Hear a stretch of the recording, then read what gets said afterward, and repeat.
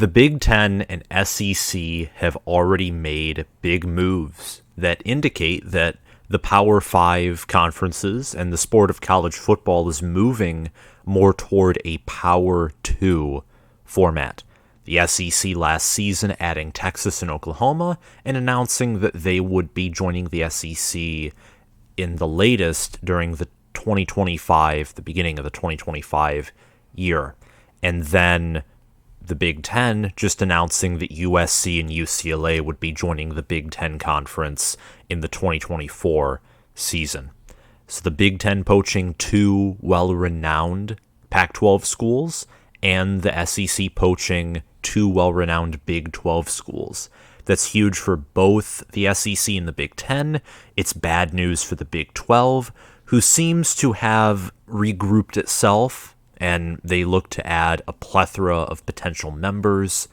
And for the Pac-12, it looks like they could be all but done.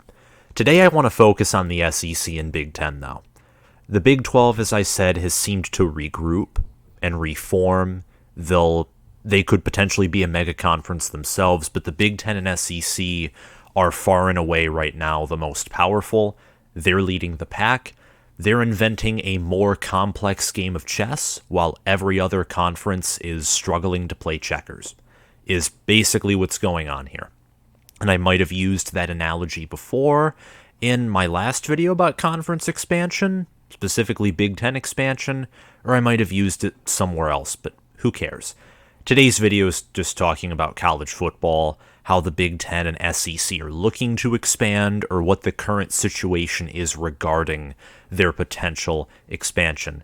The Big Ten seems to be interested in Notre Dame, and they should be, and the SEC, again, they should be, looks to be interested in poaching some good ACC schools.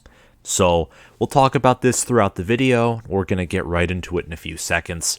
But before we begin, I want to encourage you to like this video, hit that subscribe button, click the notification bell, and comment your thoughts on the Big Ten and SEC's next move. Try and predict their next move for conference expansion, and tell me down in the comments below what you think that next move is.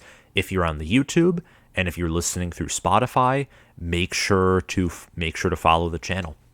So let's get right into it. And first and foremost, talk about the current state of the SEC. The SEC, this is what it looks like right now, and this is including future members. I think that it's just appropriate to add that in. If nothing else changes and the timeline continues to progress, the SEC will look like this. It'll be everyone listed, plus Oklahoma and Texas. It'll be a total of 16 teams. Maybe they'll have still two separate divisions. Maybe they'll play a round-robin schedule. Maybe they will do pods. I really don't know at this point. And to a certain degree, I don't necessarily care, because I don't have a great deal of control. And regardless if they do pods, divisions, or round-robin play, the SEC is going to be at least a top two conference, more likely than not the best college football conference in the nation. The SEC's revenue and all that stuff is just far and above beyond other conferences and other schools, except for, of course, the Big Ten. It's their only real competitor in that area. There's an article by The Athletic that I'm going to reference when talking about the SEC and the Big Ten that I'll link down below. But currently, I think the average SEC school gets a payout estimate of $54.3 million a year. And by 2029, this is just taking in all the data of, Oklahoma and Texas joining the conference.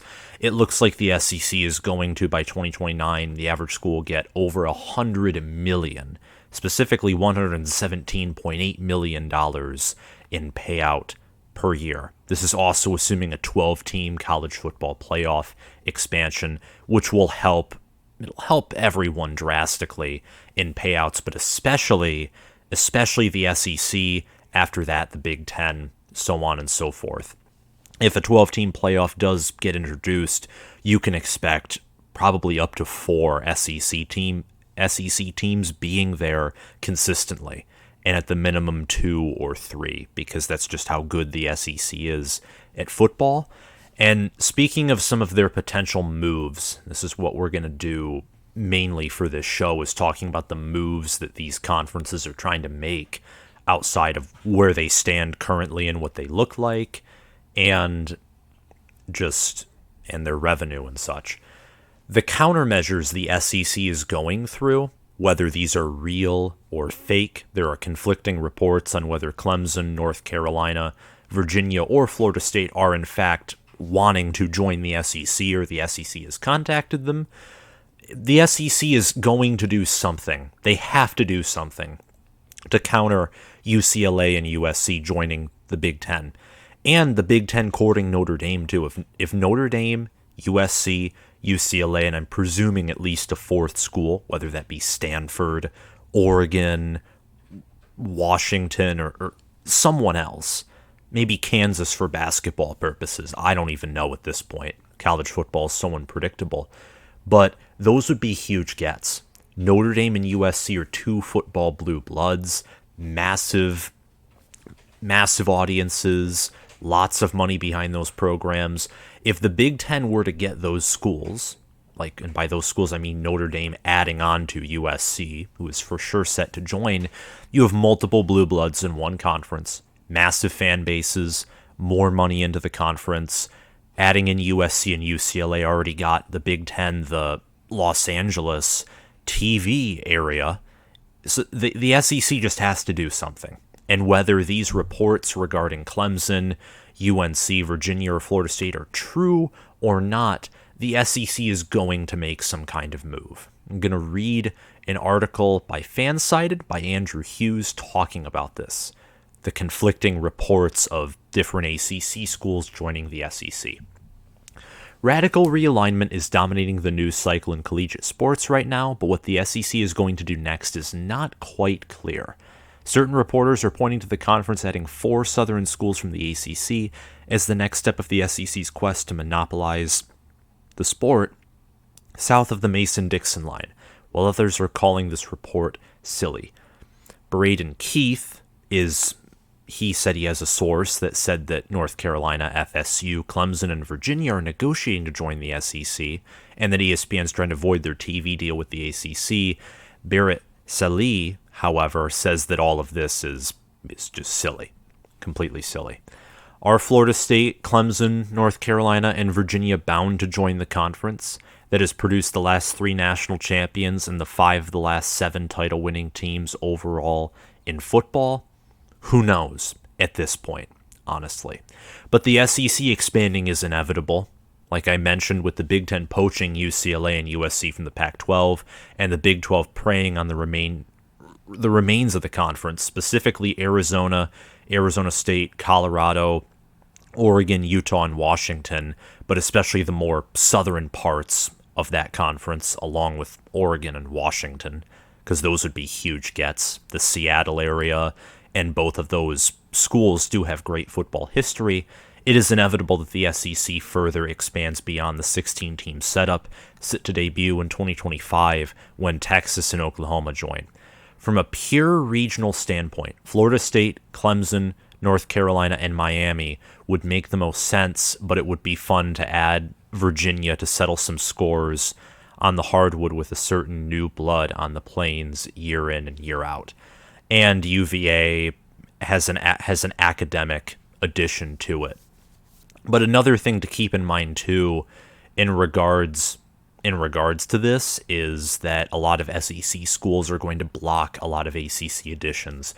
Reportedly, Florida doesn't want Miami, for example. I don't know if South Carolina would probably welcome Clemson, but you never know.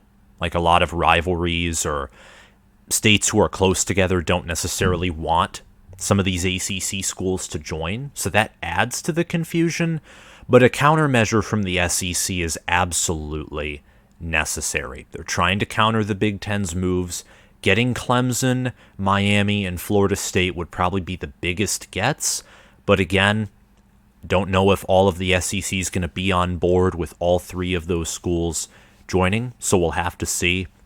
But the ACC, their payout, for example, or their average payout doesn't look to increase nearly as much as the Big Ten and SECs do.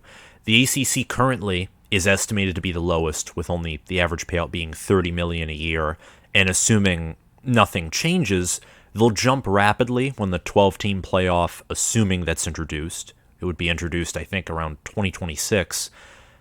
Assuming that's introduced, it would only jump up to be $61.5 million in 2029, which is it's just a little over half of the SEC's estimated payout, which would be $117.8 million. So Clemson, any ACC school would largely benefit from trying to join the SEC. You get nearly, you get nearly double the annual income every year. That's crazy. That can help you build new facilities, help you hire better coaching staffs, and do other things non-football related. Heck, if pay-to-play becomes a thing, like where the universities are allowed to directly pay the players instead of just going through this complex NIL system, if it evolves to pay-to-play, you can pay for better prospects in the future with that money. So the SEC is going to make a move. We're not exactly clear what it is, but Clemson, that would be a huge get. Miami, Florida State, those would be huge gets. Getting most of any ACC school would be a huge get, but especially, like the article said, south of the Mason-Dixon line, because it does seem that the SEC wants to monopolize the sport south of that line, which Clemson, Florida State, Miami, North Carolina certainly are. We're now going to move on to the Big Ten. The Big Ten, as it stands today, looks like this, and it looks pretty strange. It looks stranger than the SEC. It makes less geographical sense than the SEC does. You added Texas in the SEC, you already had Texas A&M. If anything, that benefited restoring that good rivalry and just strengthen the SEC's hold on Texas. They already had a hold there. Why not strengthen it? And adding Oklahoma too, you already have Arkansas. You already have Missouri, which is a state that's more to the north of Oklahoma. It just made geographical sense. It makes geographical sense with the SEC adding Oklahoma and Texas. The Big Ten adding UCLA and USC, though, not so much. But it dives into, again, the money. And it's not just the annual payout either. For the SEC, that was a lot of it. Same with TV revenue. All of that stuff ties in. Don't necessarily understand it 100%, but I have a general idea.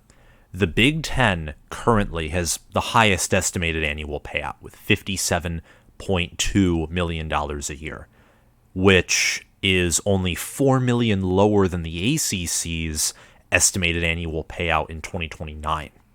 You see why a lot of these schools want to move to the SEC and the Big Ten?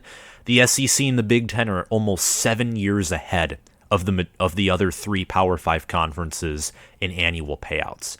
And by the Big Ten adding UCLA, a basketball blue blood, and a school that does have a rich history in football, and USC, who I think has a decent basketball history, but more importantly is beyond and by far a football blue blood, you get two great historical programs who are good academically, who are good at multiple sports, who have great athletic programs, and you get the Los Angeles TV market.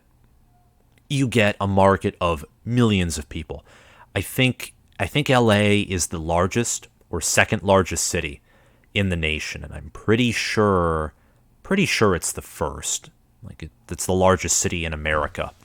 And getting USC and UCLA, you have two schools right in that city, and if USC and UCLA are doing well, because when they're not doing well, their stands are empty. If they're doing well, the stands are filled, passion is injected in those programs, you're going to get tons of money, tons of viewership. And this is why in my last video, specifically talking about Big Ten expansion, I wanted Washington and Oregon to join, because then you get the Seattle area. And you get Oregon as well. You get the entire of the West Coast and the majority of their good programs to yourself. You have a monopoly over that entire West Coast viewership. And the Big Ten in 2029 looks to have around 100 million, specifically 101 million average payout. The Big Ten currently makes more money than the SEC overall, mainly because of academics, and adding USC and UCLA is going to pump those numbers up. So from a total money-making standpoint and from a TV market standpoint, the Big Ten has placed itself in first, and it doesn't look like they're going to stop either. Because of the wild card in Notre Dame, and they're a wild card because currently have no clue if holding out for Notre Dame is going to hurt the Big Ten, because if Notre Dame ends up saying no, the Big Ten holding out for them means that, well, the Big Ten could have gotten, they possibly could have had Washington and Oregon beforehand, and they let them slip away, which is sad. But if Notre Dame does end up joining, I would sacrifice Oregon and Washington for Notre Dame. I mean, I'd rather have all three. But Notre Dame is another blue blood. They have their own exclusive TV deal with, I think, CBS, or I forget the name of the network, pardon me, but it's a huge TV deal. The fact that they can have that large of a TV deal, crazy. And it's because it's their fan base. I mean, they have a dedicated fan base. They're a private university. They're great in academics, and it would fit the Big Ten so well. They are literally in Indiana. I think everyone knew that, but they are in Indiana. It just makes sense for them to join the Big Ten. And the ACC, their TV deal, their annual payout, already not close to what the Big Ten's is. The Big Ten's is currently estimated to be the best. The ACC is estimated to be the worst. Notre Dame's not going to join the ACC in football. I can guarantee you that. The question is, do they stay an independent in football, which they can survive on, or do they move on? Do they join the Big Ten in football and possibly reap the benefits of that? Jack Swarbrick, Notre Dame's athletic director, mentioned reasons why the Irish would join a conference.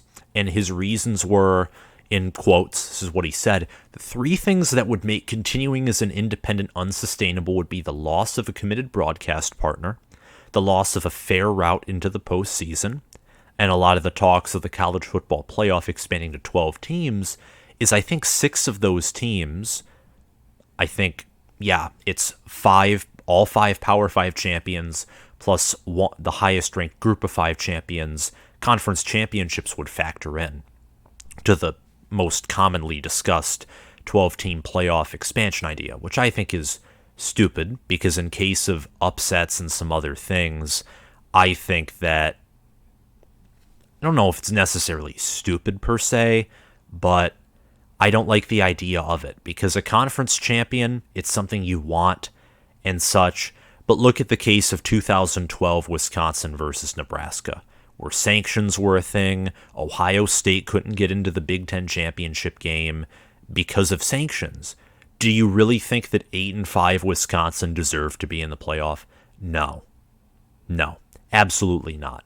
There needs to be a different way. I think my solution and other solutions that I've heard of would be an 8-12 team playoff of just the highest ranked teams total. You want the 12 or 8 best teams. Whatever model you want all those teams to be the best.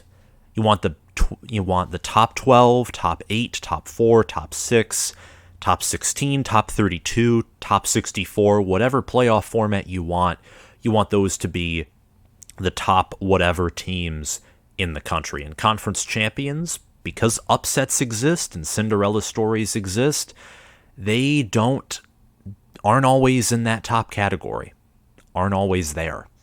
But a fair route into the postseason and adverse financial consequences that you have to reconsider, and the committed broadcast partner, Swarbrick said that could lead Notre Dame to joining a conference. And the postseason route, as we discussed, is a major issue.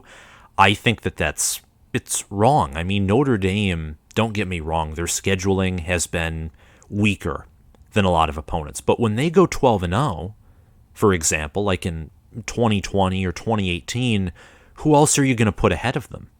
They went 12-0.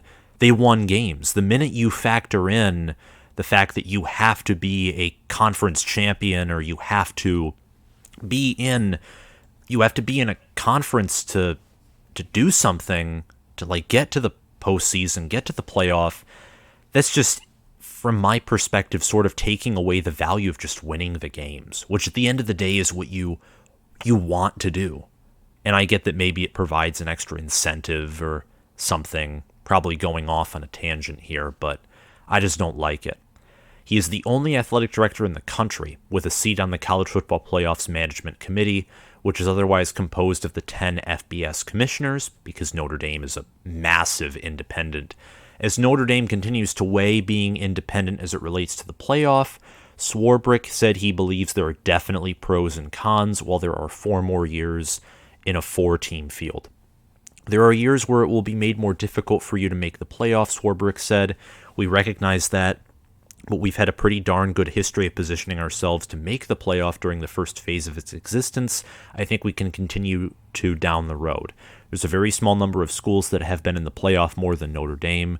Notre Dame went there in 2018, 2020, and they went to the BCS National Championship, which means they were ranked top 2 in the country in 2012. So I think that Notre Dame here, if their TV deal is threatened, like if the Big Ten gets a huge TV deal, if the 12-team playoff or reaching the postseason is made harder because conference champions are going to be factored in, which I hope doesn't happen, Notre Dame is going to feel like they're being pushed into a corner. And Notre Dame, like any other school, outside of pride and ego, which is a huge factor in every school in their decision to move conferences and such, money is the next one.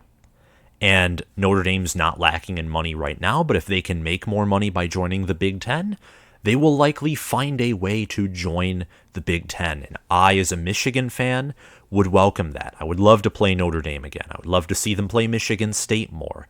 I'd love to see them play Northwestern, Purdue. Notre Dame has so many rivalries and such a history of playing Big Ten schools. And this will shape the future of the conference.